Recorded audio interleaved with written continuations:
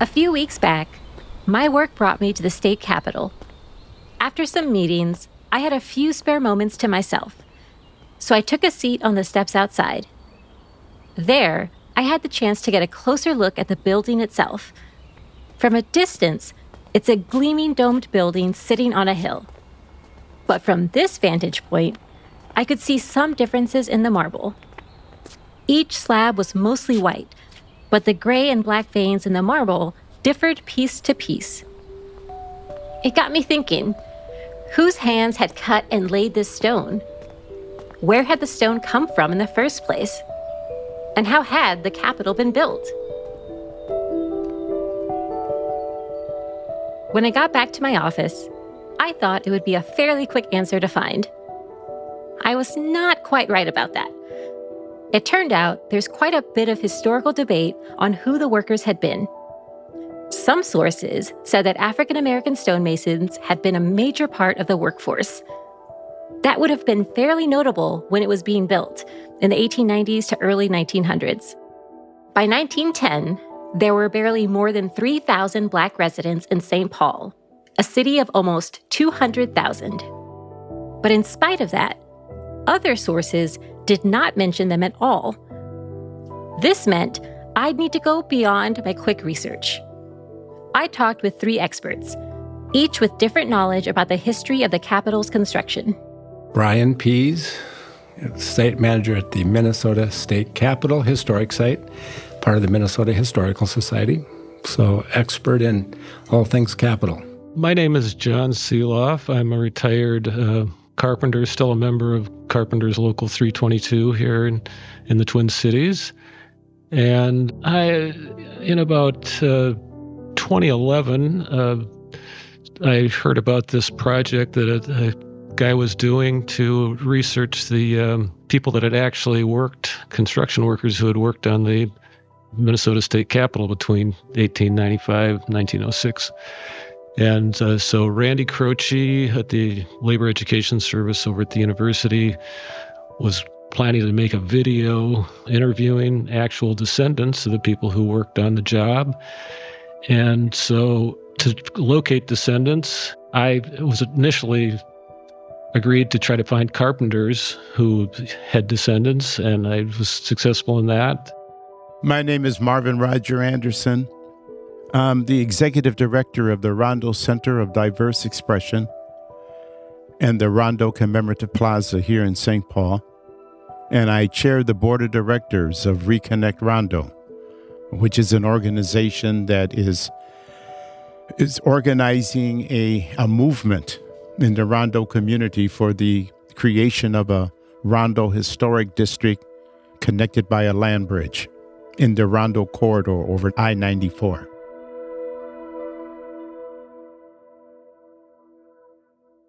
Marvin was who I wanted to speak with first. He has a wealth of knowledge about the history of the Twin Cities, but there's another element to his expertise. His grandfather, Ernest Jones, was one of the workers who helped build the Capitol. Papa, we called him. Papa was born in Tennessee, a small county in Tennessee called Rutherford. He was born in Rutherford, Gibson County, Tennessee. And my grandfather was born in 1871. I remember him. I looked at his vital statistics. He was 5'7". I'm 5'6". He weighed 150 pounds. I weigh 150 pounds. I remember how immaculately dressed he was. He always wore a suit and a vest and a hat and a cane. And he seemed to know everybody along the route where we would go. To the barber shop where he got a shave. His shoes were shined. To the luncheon mat, wherever we went, everybody knew Ernest. Ernest this, Ernest that. And it was just a marvelous opportunity for me to get a chance to meet him and spend time with him. Hearing about Ernest raised a pretty immediate question. How did someone from rural Tennessee end up working on a building all the way in St. Paul? My grandfather was one of 7 children, and his oldest brother, who was born in 1861, was listed as a mason, a masonry worker.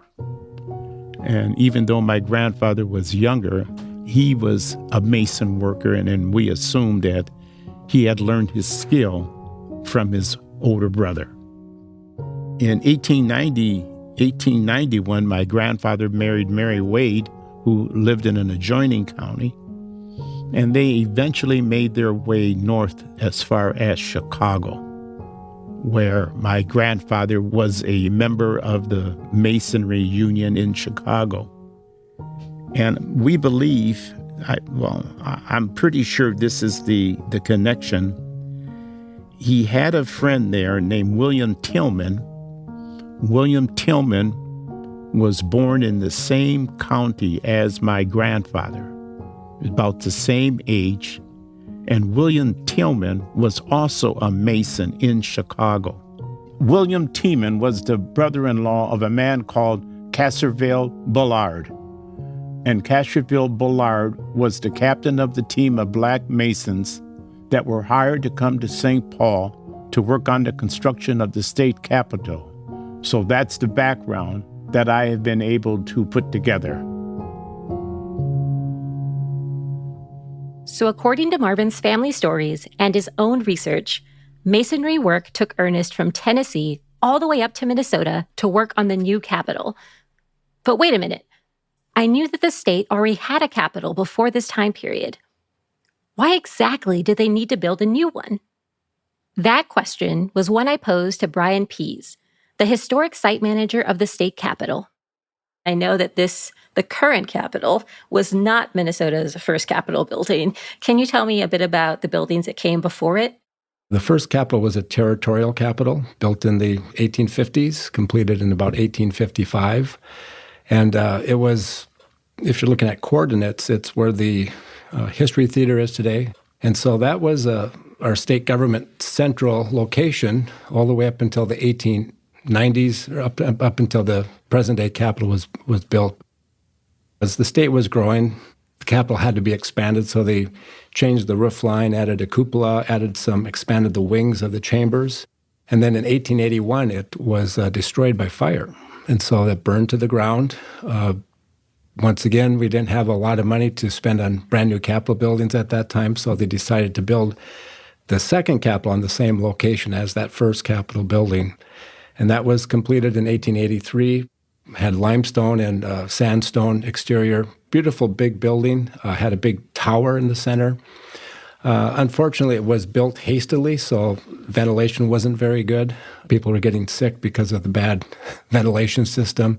It was already getting too small for the growing state of Minnesota. So 10 years later, they were already talking about what we have to do to get a bigger, better, fireproof building and make it big enough to expand as we need as the government gets larger. And so that's the evolution of our present-day capitol.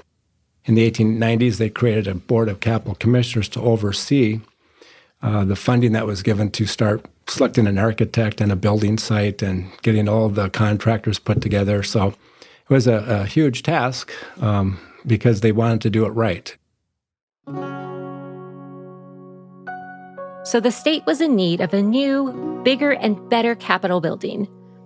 The board tapped a local firm to handle the construction. The Butler Ryan Company was run by 5 brothers in the Butler family. John Sielaff told me he's found one source that shed light on the company's role in the construction of the Capitol. The memoir of one of those brothers, Emmett Butler. Yeah, it goes through the history. From how his parents grew up and came over from Ireland, and he had 5 brothers. One of them was the famous Pierce Butler, who became a Supreme Court justice. The other 4 were in the construction firm, and they did big jobs around the country after they did the Capitol here. And they also did other jobs within St. Paul. The Butler brothers oversaw the construction, but they still needed to find laborers. And that construction work is what brought Ernest Jones here. But I still didn't understand why the builders would need to source workers from out of state, or why workers would travel so far. Just how specialized was this work? Couldn't just anyone do it? According to Brian, not so much. And that had to do with the design of the building itself, and the preferences of the architect behind it, a man named Gilbert. He'd go on to design the United States Supreme Court and the Woolworth Building in New York. But the Minnesota State Capitol would become his first major design that established his national reputation. Here's Brian again. He was inspired, as were architects all over the United States, from the Chicago World's Fair, the 1893 Columbian Exposition. In Chicago, drew millions and millions of people to see all these pretty interesting technology things, but also the idea was we're remembering Columbus's arrival to America, and he was an Italian, so they designed the entire fair to have these Italian Renaissance buildings, which are white marble buildings with domes and pediments and columns and all kinds of decorative art and statues. So once again, that World's Fair brought in so many people. You had government officials and civic leaders, wealthy folks that were coming in to see that fair. So when they went back home, it might have been, a year or two later, they said, well, we have to build a courthouse. We have to build a capitol or a library.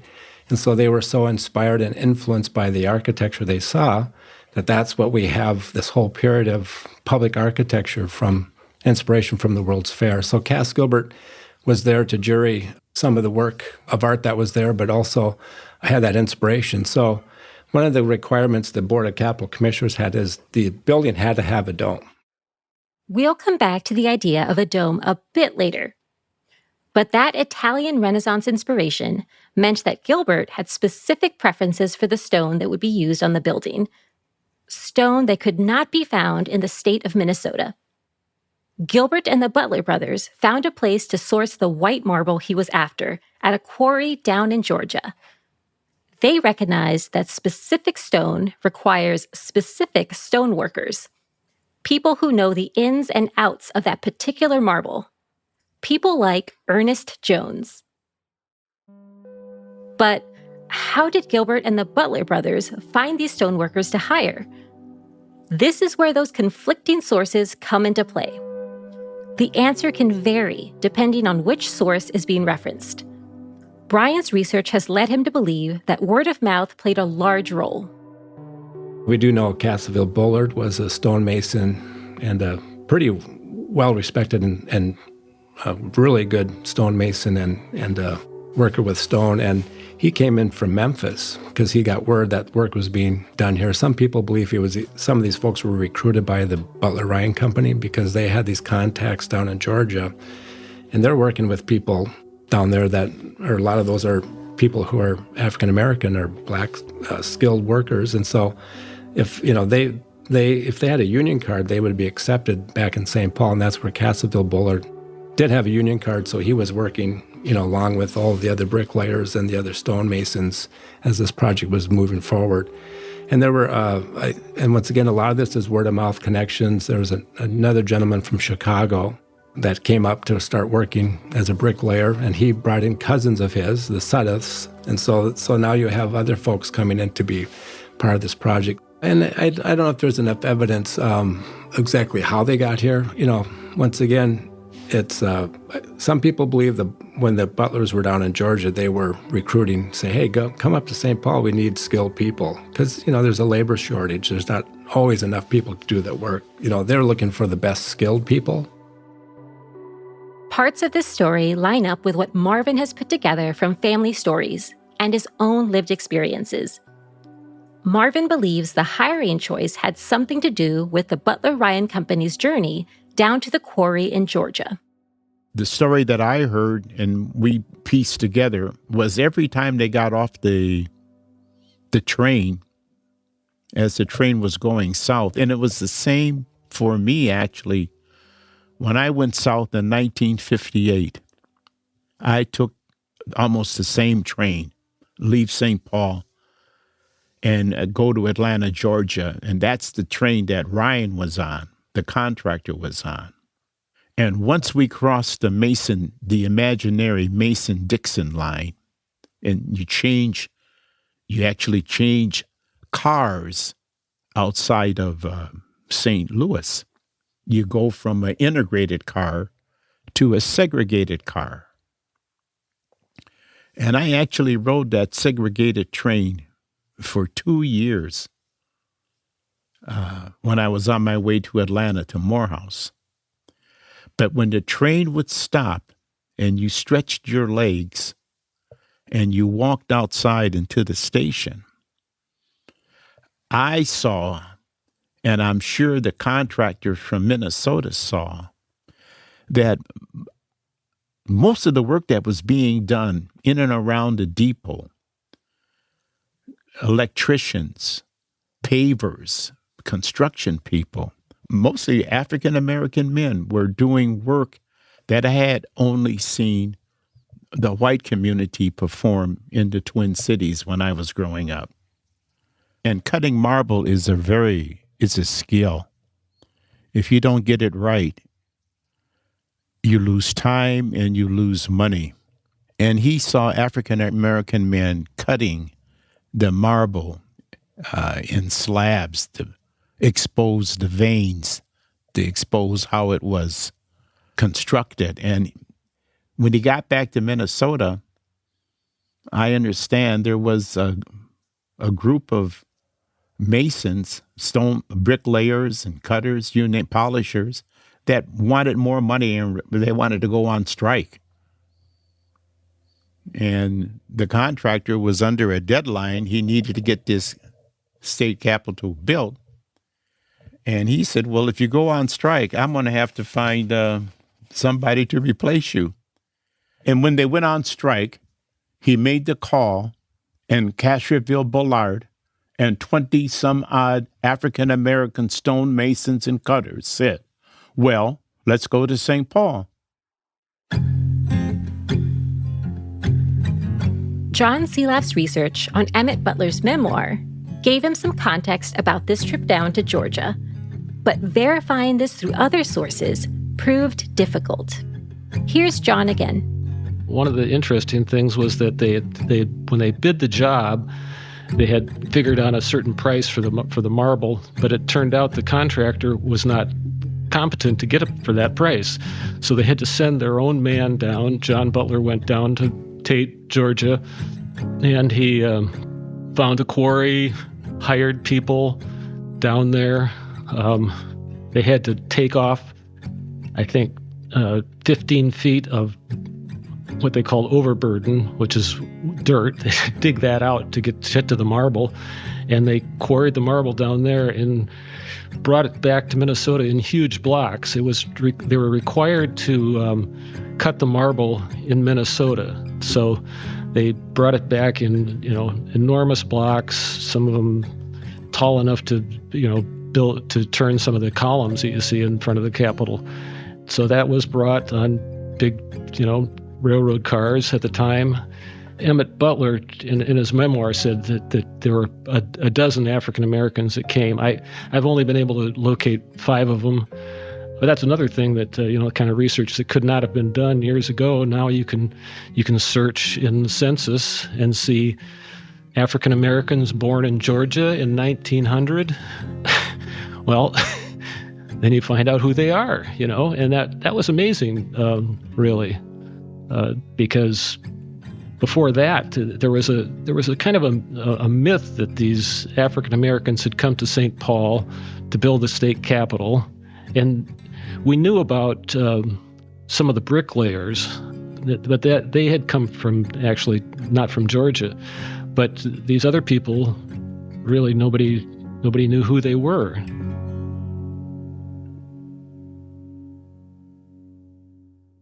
John spent years trying to answer these questions. Where had these African American stoneworkers come from, and how many had there been? It required careful interrogation of public records, like the census or the city directories. Okay, so you can go to the census, try to search for, either black or mulatto, they call them in the census, born in Georgia, There aren't that many of them, and then some of them you can go in the 1900 census. It doesn't have their occupations, so then you go to the St. Paul city directories. So then you can go to the St. Paul city directories from 1900, 1899, 1898, 1897, those years.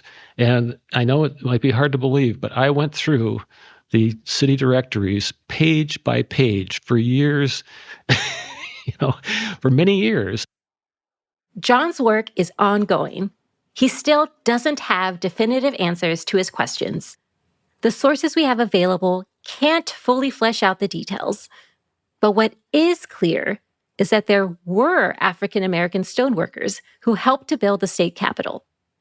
One of them was named Cassavell Bullard, a bricklayer, stonemason, stonecutter, and card-carrying member of the St. Paul Bricklayers Union. Back to Marvin. But the family of Cassavell Bullard had written that once they saw the skill of the masons, they weren't just people picked up off the street to come in, but they could actually get the job done. And I understand that they had a positive effect on the workers who said, we better get back to work or we're not going to. These guys might take over. And they also written that Cassavell Bullard became a cornerman, which is one of the most highly sought after, highly skilled jobs working with marble. And he taught a few tricks to some of the people that were antagonistic towards them in the very beginning. And I would imagine that I like to think that after the initial reactions were exposed, that you recognize a person is just trying to do a job like anyone else. And if you got the skill to do the job, maybe I can learn from you. John's research offers some insight into what might have encouraged those stoneworkers to move so far for a job. Emmett Butler in his memoir says when his brother John went down there, they were paying people in Georgia 8 or 10 cents an hour down there. And I know laborers in Minnesota, and this is the lowest trade, was getting 17.5 cents an hour when they were working on the Capitol at the beginning. But then there was a period of inflation and a period of really intense union organizing, and then wages were increased. Carpenters got 25 cents an hour. Bricklayers actually got 40 cents an hour. You'd think, well, what were they doing that was so important? But no, they organized their union in 1881, and the carpenters didn't until 1885, and they were far more better organized. And so they were getting paid that. Stone masons, as I described, the guys who were setting the stone, were getting paid a little bit less than bricklayers. Hearing this breakdown of wages and the unions that advocated for them made me think that there must have been clear distinctions between jobs, between roles on the construction site. I wanted to understand what stonework on the Capitol actually looked like. There'd be quarry workers who would be, extracting the stone from the quarry. Then it would come to the job site. There'd be stone cutters on the job site generally, even if it was cut to specifications. They would have to trim it somehow, make it fit exactly. Then there's another category would be stone masons. Now the stone masons are the ones who set the blocks of stone with the mortar, to put mortar down, set the blocks in.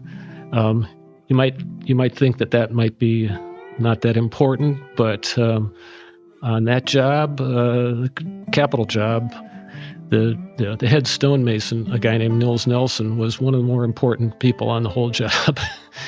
So that's another category.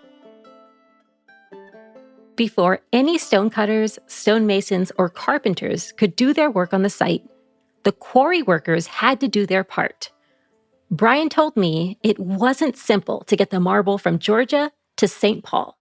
In a quarry, they just cut the stone, and so it's just basically a rectangle, a square, whatever the shape may be.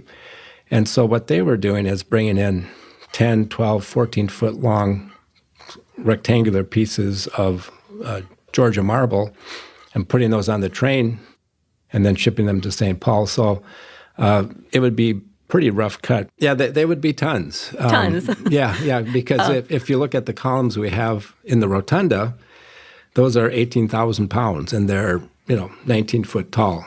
So you're having really big pieces of stone that have to be shipped to the construction site. And what's interesting too, that the rail line only went so far, so they had to take all the marble from the train cars at the depot in St. Paul, and then had wagons with horse teams to pull them up the hill to the work site.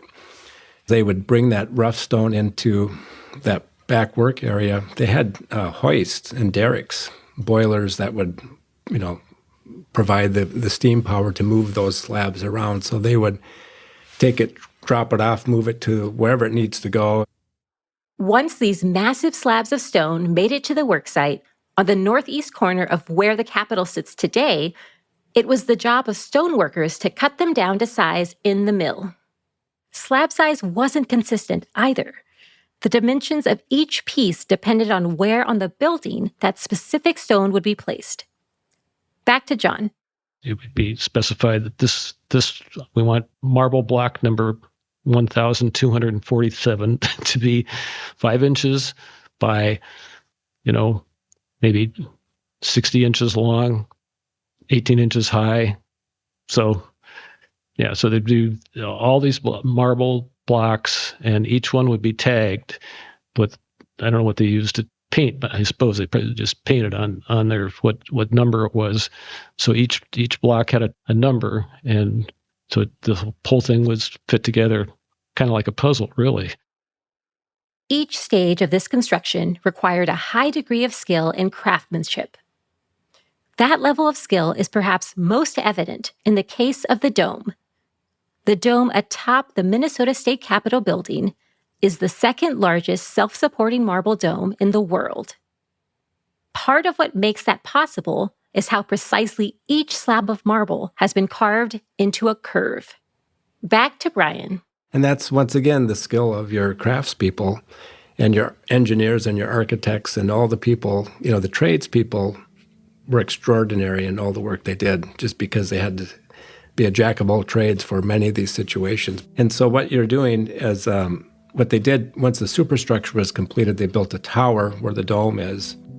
And then they had to, before they put the exterior dome, they had to put the masonry dome. So when you walk into the Capitol today and look straight up into the Rotunda Dome, that's a masonry dome that's still, 40 feet below, 50 feet below the top of that gold ball and cupola. So that's just a decoration made of hollow tiles. And then above that, they had to build a steel brick and cone structure that's like an upside-down old-fashioned ice cream cone.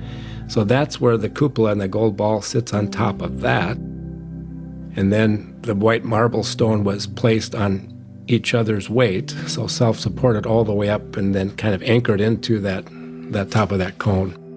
And so that's it's self-supported.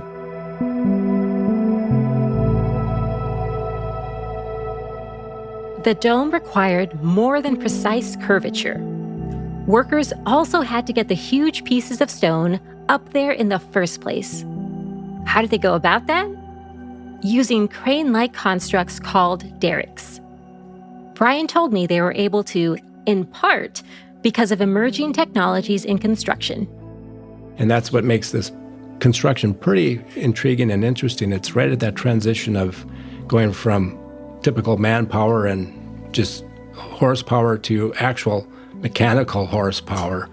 In fact, the stone carvers, traditionally you would use your mallet and your chisel, chip away piece by piece, but by this time they had pneumatic chisels, so they could, just like we have today, a mechanical chisel that can speed up that work, 10 times more than just taking your hammer and your chisel to do that work. So those derricks were all over the building, on all four corners. They were on top of those platforms on the those little train track things that they were moving the stone back and forth. So, and there's other types of derricks they're using that were more just a hoist system. It would project outside the wall, and then you could just lift it up and slide it over to where you need to. So it was a very busy place those 9 years. A lot of activity, as you mentioned, just people moving back and forth, materials getting shipped around. These precise details about construction made me wonder how Brian learned all this. What about photographs? Were there any photographs taken of Capitol construction during that sort of 10-year time period? And has that produced any good information for learning about construction or even about workers? Oh, absolutely. And it's kind of a really interesting story. Back in 2005, when we were celebrating the centennial of the Capitol, there's a family in White Bear Lake that had this photo album they found at a garbage dump. And there's like an old crate or an old chest that they opened up, and there was this big scrapbook with all kinds of photographs of the construction of the Capitol, month by month account. Wow. Yeah. And in the dumpster? Yeah. Okay.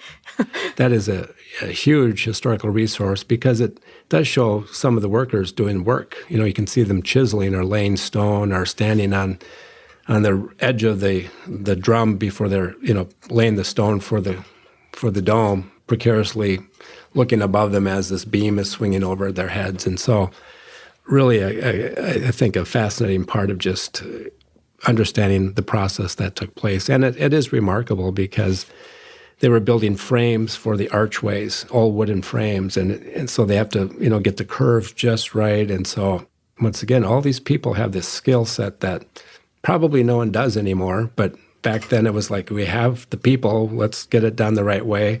This is what we need to do with that. And so it's an actual testament of them and their forethought as a record of the building's construction. So that large photo album, there's a mystery behind it because there was no identification, but it was done really well, had different things. And when I saw it in 2005, it did have a postcard given to Frank Hansen. So he was the secretary for the Board of Capitol Commissioners. So I think it was the official record for the Board of Capitol Commissioners.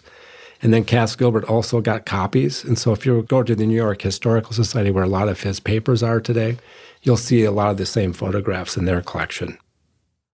Looking at those photographs, the scale of the whole endeavor is clearer than ever. In one, 3 men stand on top of an unfinished outer wall. The stonework and wooden derricks towered over the workers. In another, you can see the scaffolding that surrounded parts of the building. It's sparse, no railings, large gaps between floorboards. Working on that site, balanced on the scaffolding while 9-ton slabs of stone swung through the air, could not have been for the faint of heart. It was a time when these guys that were working, even the ones that were skilled, they weren't used to working 20 feet off the ground, 30 feet off the ground, 40 feet off the ground, maybe, and doing things that you would ordinarily do. And everybody just has to watch out for themselves because no workman's comp, no other kind of insurance. Over the course of the 9-year construction, 6 workers were killed on the job through falls or other workplace accidents.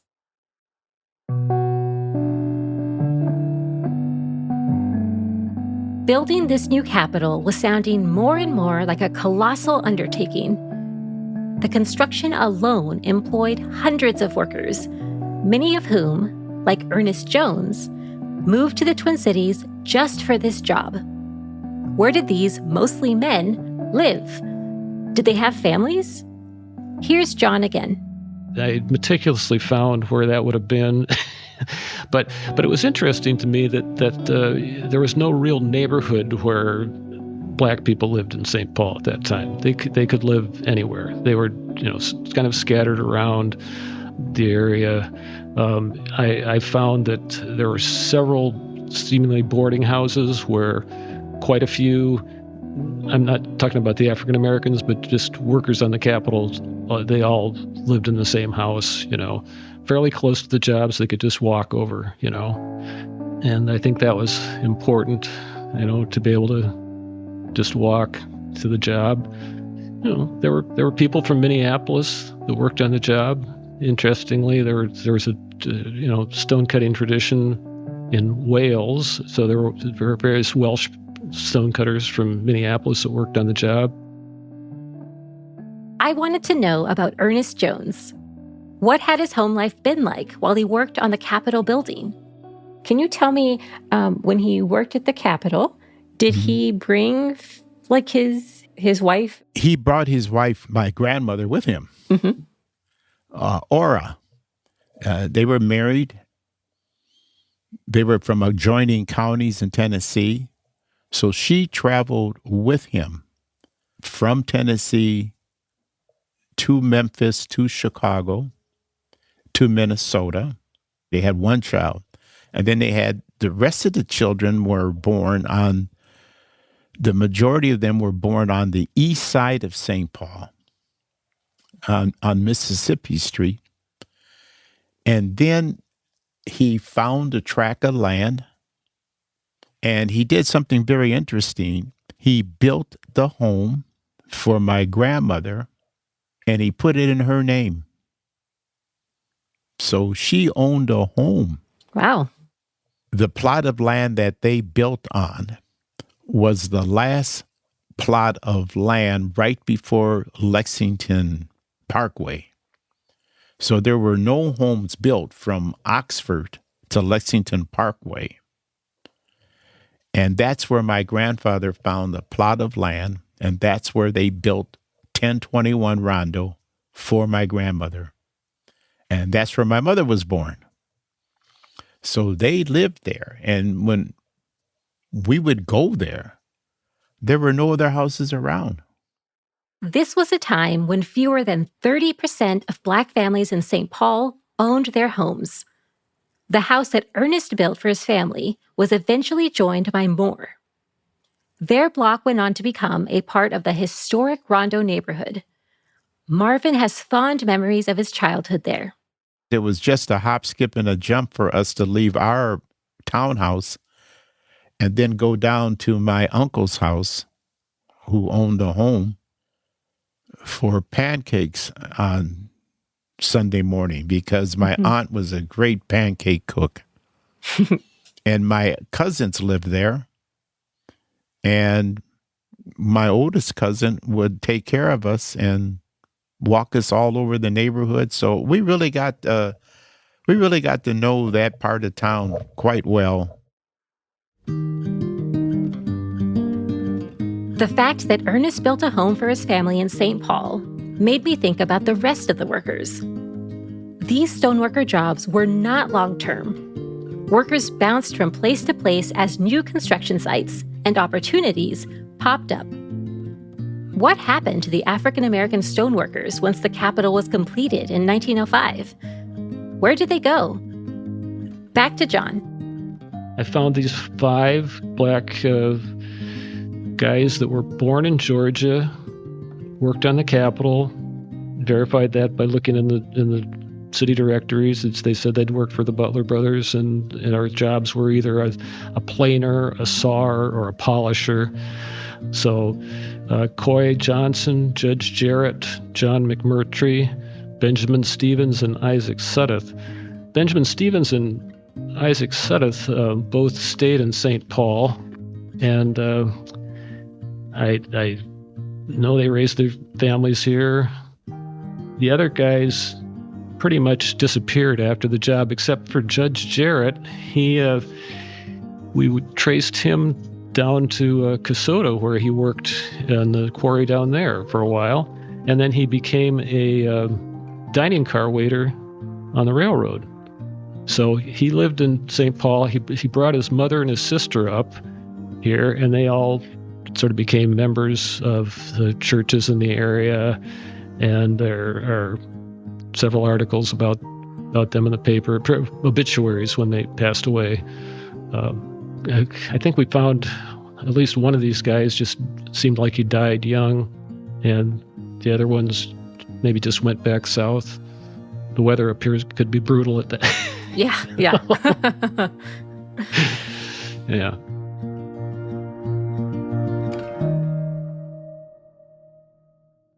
We know that Ernest Jones built that home and put it in his wife's name, but he didn't stay in St. Paul. He had a love for Chicago that was undeniable. It was undeniable to the extent that he would leave St. Paul and go to Chicago, where he said he could get more work, which was true. And when work dried up in the Twin City area, he would go to Chicago. And then I have never heard him say it, but I have heard my older cousins tell me that Papa used to say he would rather be dead in Chicago than alive in any other city in the world. Marvin was able to learn about his grandfather through a journal he left behind. I don't think he was a cutter. I think he was a bricklayer.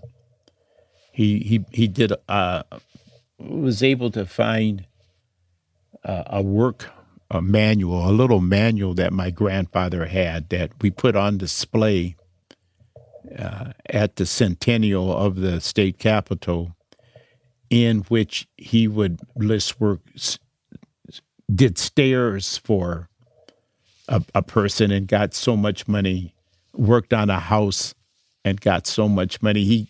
He listed the type of work he was doing and how much that he got paid in a little handbook that he would carry with him. And we were able to demonstrate or show that at the state capitol, that it wasn't a lot of money back then, but he had a variety of jobs. And I imagine that he picked up the trade as he could do stairs, he could do houses, he could do all of the foundation work that was necessary to be done, because you had to be a jack of all trades in order to work in.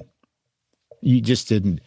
Cutter was being a stone man, cornermen were skilled. They only did that, and they worked on big projects. But my grandfather was the type of person that could do a little bit of everything and did a little bit of everything in order to make money to send back to Minnesota to take care of his family here. Ernest, like many of the other stoneworkers, moved on to other cities, other jobs. But some stayed closer to the Twin Cities, like Cassaville Bullard. He went on to build his own home near Como Park.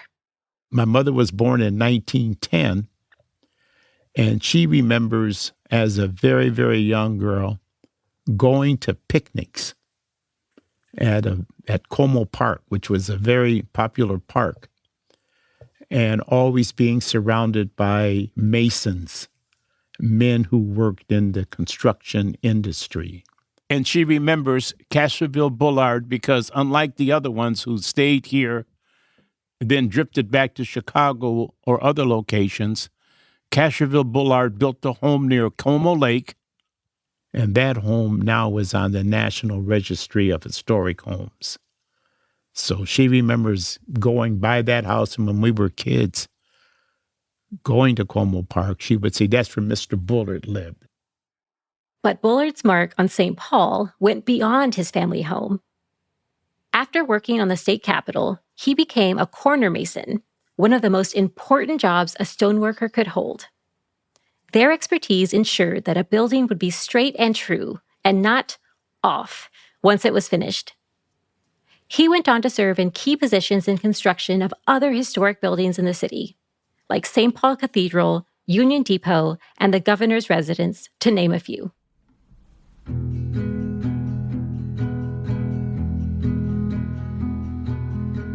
The state capitol was finished in 1905.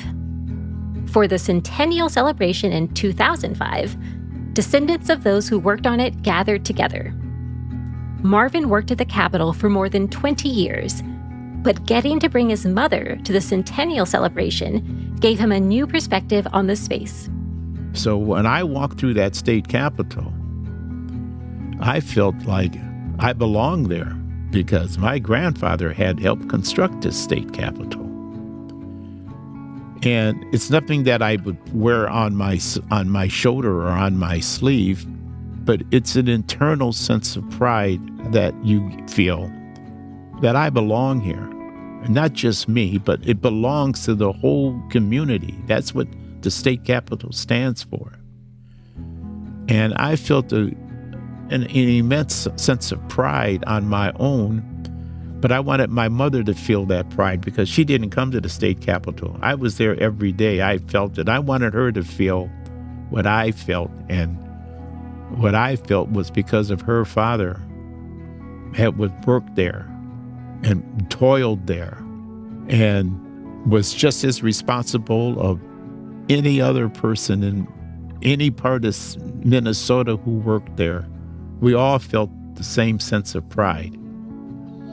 And my mother was just over the top. She was so pleased to be recognized as the last living descendants of one of the two men from two different sides of the coin, a contractor and a worker.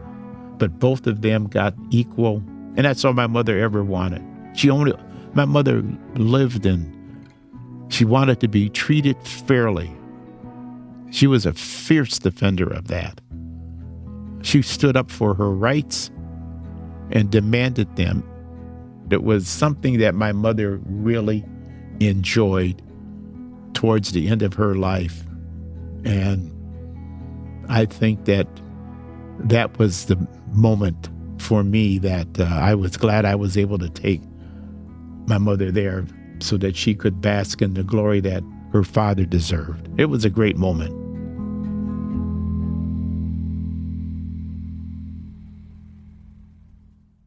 There are unique challenges to uncovering this history. The sources are not comprehensive and can sometimes contradict one another.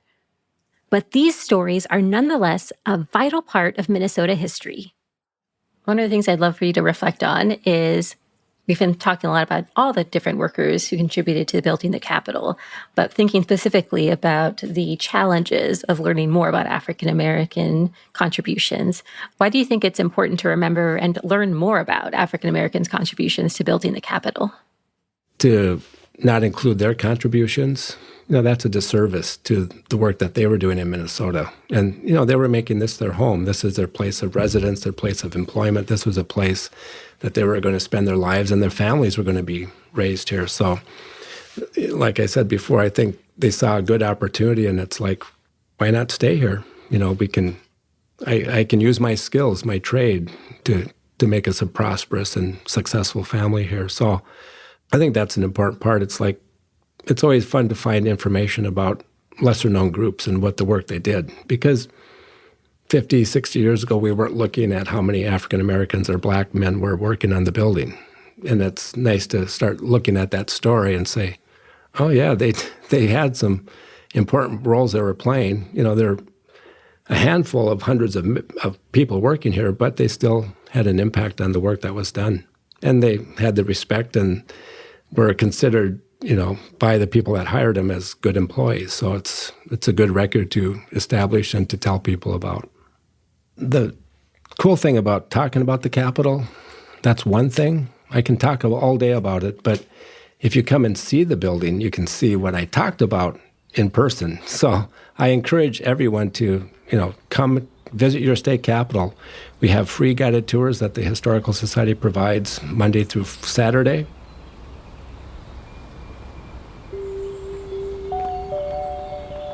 From my spot on the Capitol steps, I felt like I was seeing the building in a whole new light.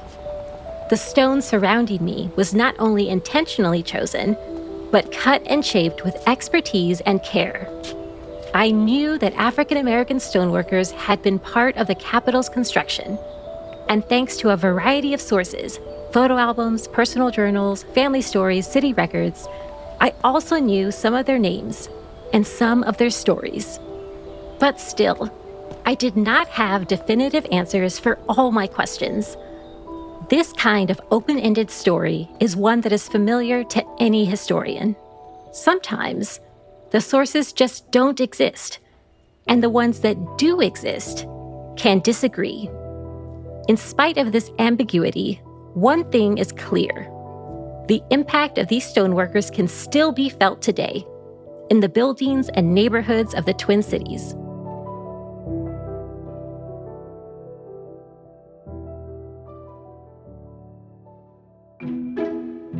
You've been listening to Minnesota Unraveled, pulling on the threads of Minnesota history.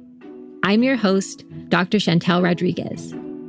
You can find more information on this episode, including transcripts, bibliographic resources, and Minopedia articles at our website, mnhs.org/unraveled. Minnesota Unraveled is produced by the Minnesota Historical Society in partnership with Pod People. Special thanks to our production team, Rebecca Chasson, Angela Yee, and Brett Baldwin. And sound design and editing by Erica Wong. Lead research by me, Dr. Chantel Rodríguez. Our theme music is Careless Wanderer by Arthur Benson. Funding for Minnesota Unraveled is provided by the state of Minnesota, the legacy amendment through the vote of Minnesotans on November 4th, 2008, and our generous donors and members. Thank you for listening. Until next time, stay curious, and remember, the tapestries of history are all around you, just waiting to be unraveled.